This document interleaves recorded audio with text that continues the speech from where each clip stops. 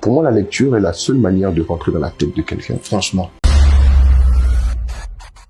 L'objectif pour moi, honnêtement, très sincèrement, mon frère, avec beaucoup d'humilité, c'est pas de vendre. Je veux que les gens lisent. C'est ça. Effectivement. Parce qu'on peut acheter et ne pas lire. C'est ça. Non, moi, je veux que les gens lisent. Quand je croise un ami qui me fait, ah, j'ai acheté ton livre, je dis, c'est gentil, mais tu l'as lu? Est-ce que tu l'as lu? Il dit, oui, s'il te plaît, lis. Effectivement. Et quand je sais qu'il y a des gens qui ont acheté mon livre, mais ils n'ont pas lu. Malheureusement, tu vois. Et moi, je suis en train de lire ton livre d'ailleurs, ton autobiographie. Bref, ça, c'est un détail. Mais je veux dire, faut lire. C'est ça. Et quand tu lis, pour moi, la lecture est la seule manière de rentrer dans la tête de quelqu'un. Franchement. D'intégrer ses réalités à travers son champ lexical, à travers les mots choisis, à travers les tournis verbales. Tu rentres véritablement dans la tête de quelqu'un. Et c'est mieux que de la, comment on appelle ça, où on peut pas, la télépathie. La télépathie. Tu vois, c'est vraiment très intéressant. J'ai un ami du basket qui m'a dit la dernière fois, depuis que j'ai lu ton livre, je te respecte plus. Bon. C'est ça, exact. Parce qu'il avait une idée peut-être de toi, voilà. Mais là, avec le fait d'être rentré dans ta tête, c'est ça. Il faut qu'en fait, mon gars, là, en fait, c'est pas un vagabond.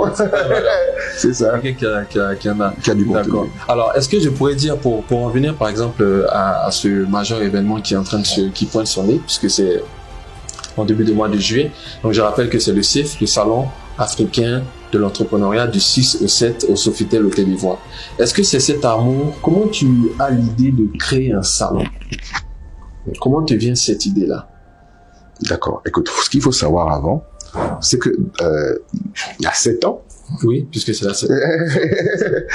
Il y a 7 ans, voire plus, peut-être 10 ans, je faisais des conférences. D'accord. Je faisais beaucoup de conférences. Gratuites, hein. Je faisais beaucoup de conférences. C'est ça. J'avais vraiment de l'amour du partage. Je faisais beaucoup de conférences. Et à un moment, j'ai vu que il fallait, au-delà de mon expérience, permettre aux jeunes de bénéficier d'autres expériences plus avisées. Parce que j'avais des copains, j'avais des grands frères qui me voyaient, qui me suivaient, qui disaient, écoute Mohamed, on voit que tu te bats bien, tu veux créer un nouveau déclic au niveau de la jeunesse. Je suis pas politique du tout, ça, je tiens à le préciser. Je suis pas du tout politique. J'aime pas tout ce qui est compliqué dans la politique. Donc je suis pas politique du tout. Mais à un moment, j'aime partager. J'ai des amis, des grands frères qui veulent partager aussi, qui me demandent de les inviter sur mes plateformes. Et de fil en aiguille, je dis, mais au lieu d'en faire une activité momentanée, pourquoi ne pas institutionnaliser l'activité? Et pour la petite anecdote, lorsque je prépare la première édition du Salon africain de l'entrepreneuriat il y a 7 ans, l'autorité politique qu'on a voulu solliciter pour le parrainage nous a dit, mais pourquoi vous ne faites pas l'entrée payante? Ça vous permettrait d'amortir au moins certaines charges. J'ai dit non. Le but pour nous, c'est de sensibiliser la jeunesse à l'entrepreneuriat. C'est ça qui va nous permettre de sortir de l'immigration clandestine. C'est ça qui va nous permettre d'améliorer le tissu économique local. C'est ça qui va nous permettre de diminuer le chômage et le laxisme au niveau de la jeunesse. Donc voyons ça plutôt comme une action de sensibilisation. Investissons dedans pour avoir des répercussions dans 5 ans, dans 10 ans. Ça ne l'a pas emballé. Il voulait qu'on fasse ça payer. Parce que c'était gratos. Oui, mais j'ai dit, moi je fais ça gratos. Et les chiffres sont encore là. Hein. J'ai perdu 17 millions quand j'ai fini la première édition du salon. Oui, je crois avoir ça dans un post. La première édition, j'ai perdu 17 millions. Mais 17 millions net, et j'avais quoi comme argent dans le tout?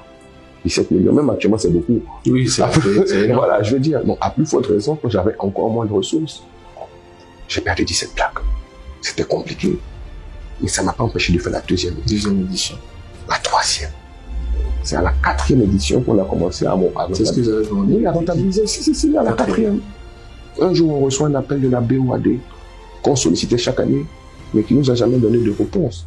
Et un jour, on reçoit un appel d'eux qui disent que, écoutez, on vous a regardé sur 3 ans. C'est ça. On a vu que vous étiez relativement sérieux. C'est ça. Est-ce qu'on peut avoir vos rapports d'activité? On veut vous soutenir. Si j'ai une bonne mémoire, ils ont donné 5 millions cette année-là. C'est ça. Je dis bien, waouh. Pareil pour la... Ce qui peut être relativement modeste pour un festival de cette... mais c'est pas grave. Salon de cette année. C'est pas grave. Nous, on est dans la vie. J'aurais pensé plus, par exemple. Non, mais c'est déjà bon, tu sais. Rien ne nous est dû. Il faut apprendre à apprécier les choses à leur juste valeur. Alors, donc, première édition, envie de partage, envie d'un plus grand panel d'expertise, parce que je vois qu'il y a d'autres personnes. Je découvre aujourd'hui que c'est gratuit. C'est gratuit. Je l'aurais pas imaginé vu le prestige des lieux. Toujours gratuit. D'accord. Et première édition, déficit. C'est à partir de la 4e que je comprends alors que ça commence à éclore. Oui, et là même encore à la 4e, je pense que c'est là qu'on a fait un bilan zéro, hein, c'est-à-dire charge égale recette, hein, si j'ai bonne mémoire.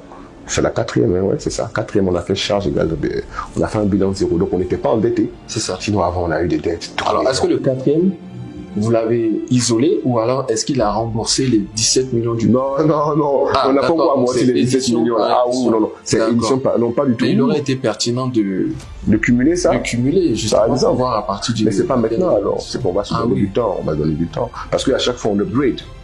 Les budgets prévisionnels de chaque CIF sont plus élevés les uns que les précédents. Tu vois, l'année passée, on était à la CGCI. Ouais. Cette année, on a aussi Hôtel Ivoire.